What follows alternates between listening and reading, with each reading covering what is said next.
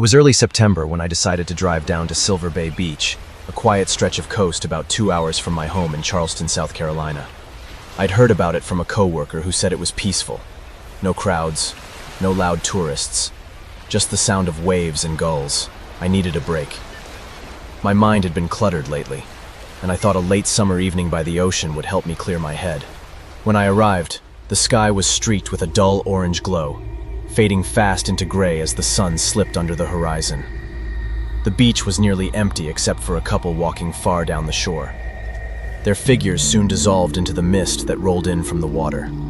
I parked my truck near a weather-beaten sign that said, Silver Bay Public Access, grabbed my thermos of coffee, and made my way toward the surf. The air was heavy with salt and something else, a strange metallic smell that didn't feel right for a clean ocean breeze. I tried to ignore it, telling myself it was just seaweed or maybe a dead fish nearby. The sand was damp and cold under my boots, and I could hear the faint, constant hiss of the waves crashing and retreating. After walking for about 20 minutes, I noticed something odd. Someone sitting alone near the waterline. At first, I thought it was a girl, maybe a teenager. Her back was to me, long black hair hanging wet against a white dress that clung to her skin.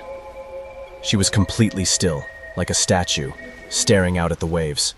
I hesitated. It was already getting dark, and something about her posture made me uneasy. I called out, "Hey, you okay out there?" She didn't respond, not even a flinch. I walked closer, the sound of my boots muffled by the wet sand. When I was about 10 feet away, she turned her head slightly, as if she heard me, but I couldn't see her face. Her hair covered everything except the faint outline of her cheek.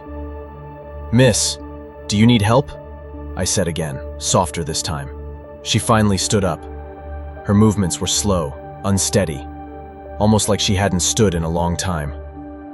The tide washed up around her ankles, and I realized she was barefoot. Her white dress shimmered faintly in the moonlight that was beginning to push through the clouds. Then, she turned fully toward me. My breath caught. Her skin was ghostly pale, her eyes sunken and dark, but it was her mouth that froze me. It was twisted into a faint, unnatural smile. I could see water dripping continuously from her hair, running down her arms as if she had just climbed out of the ocean. But there were no footprints leading from the water to where she stood. None. Something in me screamed to run, but I couldn't move. She raised one trembling hand and pointed toward the sea. Her voice was soft, but carried perfectly through the air. "He's still out there." The words hit me like a slap. "Who's out there?" I asked, my voice cracking. She didn't answer. Her arm dropped limply to her side and she took a step closer. The closer she came, the colder the air became around me. My breath turned white, fogging in front of my face even though it was warm that evening. The smell of salt turned rancid, almost fishy. My heartbeat thundered in my ears. Then, without warning, she stopped. For a moment, the waves behind her seemed to still, completely motionless, like time itself had paused. Her expression changed, that eerie smile fading into something almost human. Sadness, maybe. "He wouldn't come back," she whispered, "so I had to stay." Before I could respond, a violent gust of wind howled through the beach, whipping the sand around us. I shielded my eyes for just a second, and when I looked again, she was gone. The only thing left was the trail of water where she'd stood, glistening faintly under the moon. I ran toward the waterline, scanning the sea, but there was nothing, no one, just the endless dark water stretching into the horizon. I told myself I must have imagined it, that maybe the mist and exhaustion had messed with my head. I turned back toward my truck, trying to shake off the chill that lingered on my skin.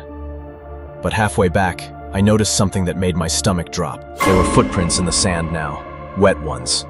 They weren't mine. They were small, delicate, and they followed behind me, step for step. I froze. Slowly, I turned around. The beach was empty, no one there.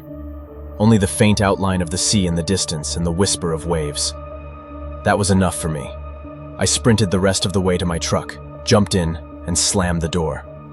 My hands shook so badly I could barely fit the key into the ignition. When the engine finally started, I glanced in the rearview mirror. Just once. Someone was standing where my truck had been parked earlier. A pale figure in white, hair blowing wildly in the wind. I tore out of there so fast I nearly lost control on the dirt road leading back to the highway. My heart didn't stop racing until I was well inland, far from the water. That night, I couldn't sleep. Every time I closed my eyes, I saw her face again. The hollow eyes, the dripping hair, that whisper. He's still out